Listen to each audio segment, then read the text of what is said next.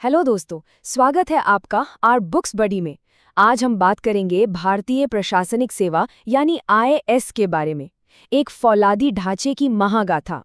जरा सोचिए, सत्ता के गलियारों से लेकर भारत के सुदूर गांवों तक अगर कोई एक धागा इस विशाल और विविध देश को एक साथ मजबूती से बांधे हुए है तो वो यही सेवा है। अब चलिए इस बात की गहराई में चलते हैं। क्या ये एक बहुत ही दिलचस्प विरोधाभास नहीं है? मतलब जिस व्यवस्था का जन्म अंग्रेजों ने सिर्फ हम पर राज करने और हमें कंट्रोल करने के लिए किया था, वो आज़ाद भारत के निर्माण की सबसे बड़ी धुरी कैसे बन गई। देखिए, ये कहानी सिर्फ एक परीक्षा पास करने या किसी सरकारी कुर्सी पर बैठने की नहीं है। ये कहानी है ब्रिटिश राज के उस कंट्रोल रूम से लेकर स्वतंत्र भारत के एक कल्याणकारी राज्य तक के ऐतिहासिक सफर की। तो चलिए सबसे पहले पलटते हैं अतीत के पन्ने और बात करते हैं आईसीएस के दौर की। आखिर ये दमन का हथियार था या शासन का आधार? अगर हम इतिहास में थोड़ा पीछे जाएं तो 18वीं सदी के अंत में लॉर्ड कॉर्नवालिस ने एक संगठित सिविल सेवा की नींव रखी थी। सच कहें तो इसीलिए उन्हें भारत में सिविल सेवा का जनक भी कहा जाता है। फिर आया 1854 और 1855 का समय। लॉर्ड मैकाले की रिपोर्ट आई और उसके आधार पर प्रतियोगी परीक्षा शुरू हो गई। लेकिन इसमें एक बहुत बड़ा पेच था। ये परीक्षा केवल लंदन में होती थी और इसका पूरा सिलेबस ऐसा बनाया गया था कि कोई भी हिंदुस्तानी इसे पास ही ना कर सके। लेकिन टैलेंट को भला कौन रोक सकता है? इन तमाम बंदिशों को तोड़ते हुए 1864 में सत्येंद्र नाथ टैगोर ने इतिहास रच दिया और पहले भारतीय सिविल सेवक बनकर उस अभेद्य दीवार को हमेशा के लिए गिरा दिया। अब यहाँ सबसे दिलचस्प बात जो ध्यान देने वाली है वो ये कि ब्रिटिश काल में इस इंडियन सिविल सर्विस यानी आईसीएस का असली मकसद क्या था। देखिए, ये व्यवस्था हमारे या आपके विकास के लिए तब बिल्कुल नहीं बनी थी।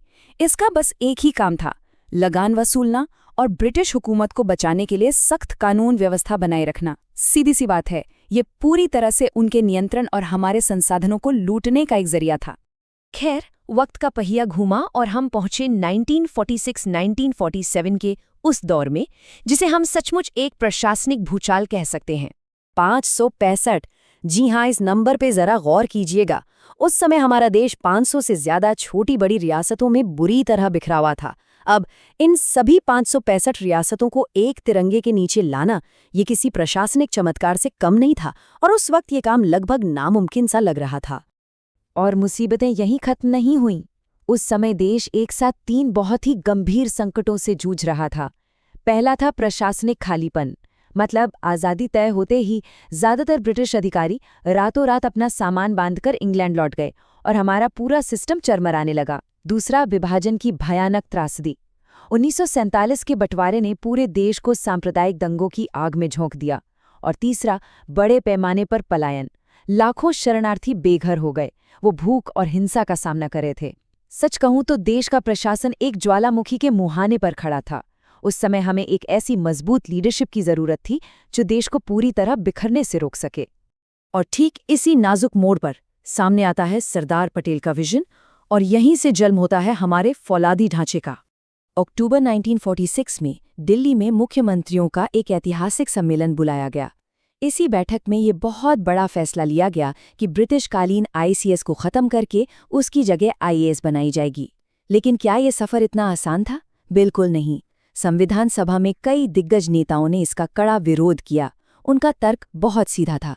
उनका कहना था कि जिन अधिकारियों ने कल तक हम पर लाठियां बरसाईं, आज़ाद भारत में हमें उनकी क्या जरूरत है। तो सबसे अहम मुद्दा ये था कि इस भारी विरोध के बीच भारत के पहले गृहमंत्री सरदार वल्लभ भाई पटेल एकदम चट्टान की तरह खड़े हो गए। 1949 में संविधान सभा में उन्होंने बहुत ही बेबाकी से कहा, इस देश का प्रशासन तब तक नहीं चल सकता जब तक आपके पास एक ऐसी सिविल सेवा ना हो जिसे अपनी बात खुलकर और बिना किसी राजनीतिक दबाव के कहने की आज़ादी हो। उनकी ऐसी गजब की दूरदर्शिता की वजह से उन्हें आधुनिक अखिल भारतीय सेवाओं का जनक माना जाता है। उन्होंने ही इस नई व्यवस्था को स्वतंत्र भारत का फौलादी ढांचा या स्टील फ्रेम नाम दिया था।